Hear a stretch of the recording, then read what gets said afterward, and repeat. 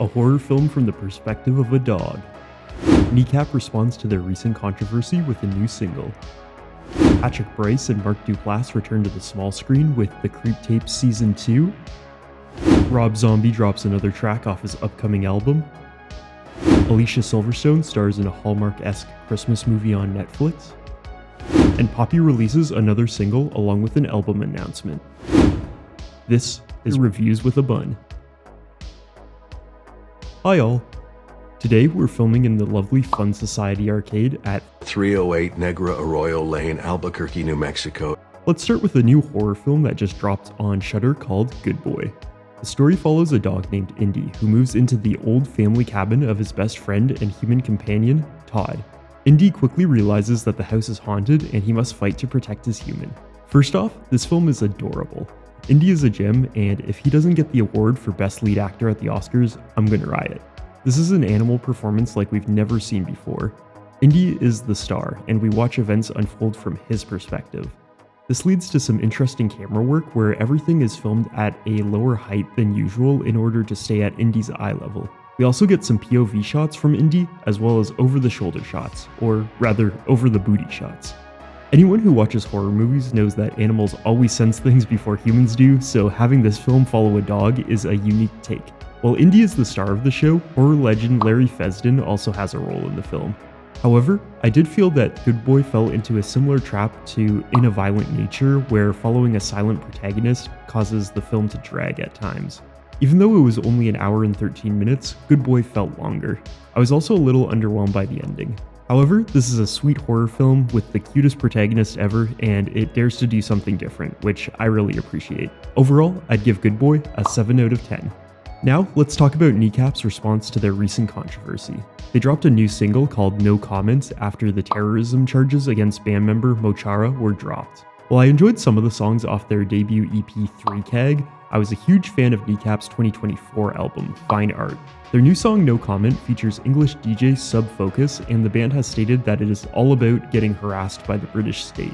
The members of Kneecap are no strangers to controversy, but what good rap group isn't? They've previously come under fire for a satirical tour ad depicting conservative politicians Arlene Foster and Boris Johnson strapped to a rocket. Kneecap's left-wing politics align with my own, and I think they are incredibly based for speaking out in support of Palestine during the ongoing genocide by the Israeli state.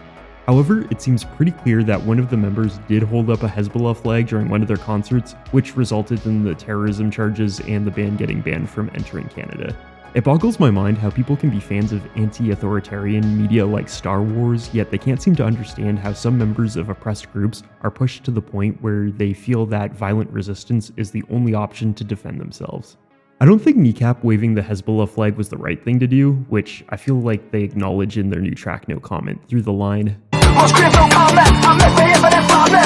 However, I also think that conservatives used the incident to try and discredit the important attention Kneecap has been bringing to the much more serious issue of the Palestinian genocide being carried out by the IDF. The band said it best. 14,000 babies are about to die of starvation in Gaza, with food sent by the world sitting on the other side of a wall, and once again the British establishment is focused on us. I'm glad that the charges were dismissed and that the group continues to voice support for the people suffering in Palestine. And also, their new song is fire, so give it a listen. I'm gonna give No Comment by Kneecap an 8 out of 10. I'm a fan of the found footage series Creep, and the second season of the Creep Tapes has begun airing on Shudder. The first 2 episodes dropped, and I think they're the best in the entire show so far. While I enjoyed season 1 well enough, I wasn't blown away, and I did feel that some of the episodes were repetitive. When the show did try to branch out and be something different, I found it kind of hit or miss. However, Season 2 has offered up 2 excellent episodes that play with the established formula. The season premiere had David Dashmalian playing a killer copying the MO of Joseph. This episode got very meta, and it was a blast for fans of the franchise like myself. Episode 2 has Joseph posing as the host of a faux TV series, Flipped and sold with Trip and Gold. While it starts off as a typical creep story, things go completely off the rails, and it kept me guessing how things were going to play out until the last minute. I wouldn't recommend the Creep Tapes if you're not a fan of the 2 films, but if you are, man, this season has been such a treat. I'd give episode 1 a 9 out of 10 and episode 2 a 9.5 out of 10. One of my favorite famous herbivores, Rob Zombie, dropped a new single called Heathen Days from his upcoming album. While the first single off The Great Satan had more of a ministry sound, Heathen Days feels like a return to Rob's Hellbilly Deluxe and the Sinister Urge era. In classic Zombie fashion, the track even opens with a spoken word sample of Christopher Lee in the 1973 horror film The Satanic Rites of Dracula.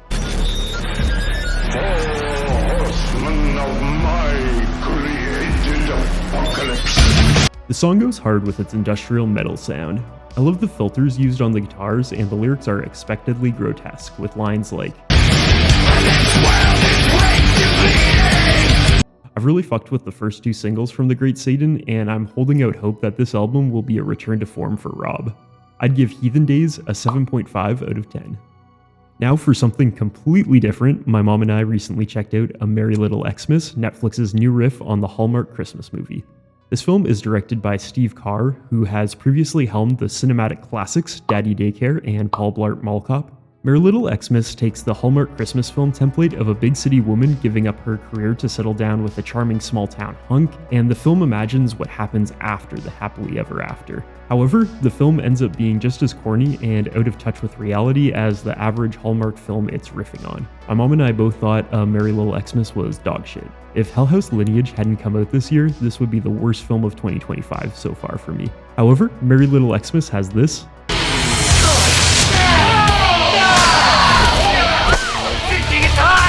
Where'd your clothes go? Move!